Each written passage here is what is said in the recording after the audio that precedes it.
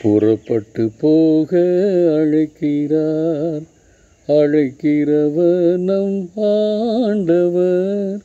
ஆண்டவர் பின்னே சென்றிடுவோம், நல்லாயனின் பின் செல்லும் ஆடுகள் போல்.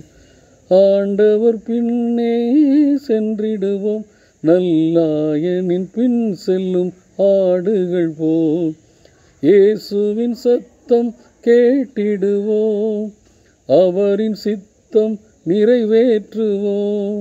ஆடுகட்காக தன் ஜீவனை தந்த நல்ல மேய்ப்பனிவர் போலுண்டோ. ஆடுகட்காக தன் ஜீவனை தந்த நல்ல மேய்ப்பனிவர் போலுண்டோ. புறப்பட்டு போக அழைக்கிறார்.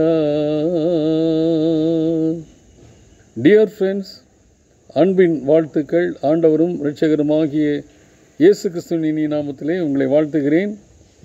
வருடந்தோறும் நடைபெறுகிற நண்பர் சுவிசேஷ ஜபக்குழுவின் மாநில முகாம் இந்த வருடத்திலும் 15ஆம் தேதியிலிருந்து டேனிஷ்பெட்டில் நடைபெற்று வருகிறது.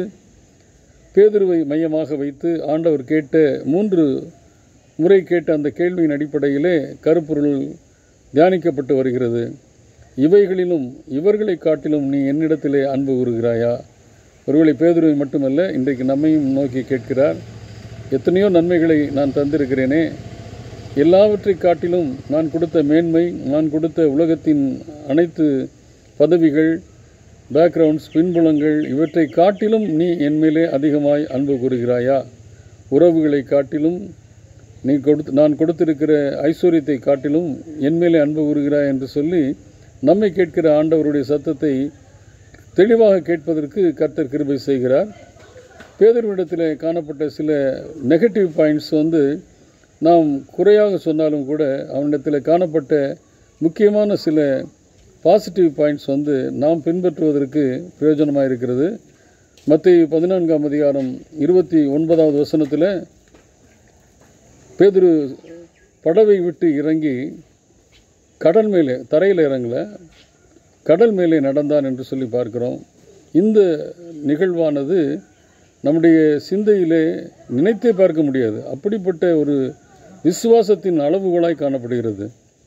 பேதுருவை குறித்து எத்தனை குறை சொன்னாலும் அந்த போட்டிலிருந்து கடல் மேலே கால் வைக்கிறானே, அந்த ஸ்டெப்பை நினச்சி பார்க்கும் பொழுது நிச்சயமாக நானும் நீங்கள் அதை செய்யவே முடியாது. அவன் ஆண்டவர் மேலே வைத்திருக்கிற விசுவாசம்தான் அவனை மீண்டும் அழைப்புக்கு இணக்கம் சொல்லப்பட்டது, அழைப்புக்கு பாத்திரவனாக்கி விட்டது என்பதை நாம் அறிந்து கொள்ள வேண்டும்.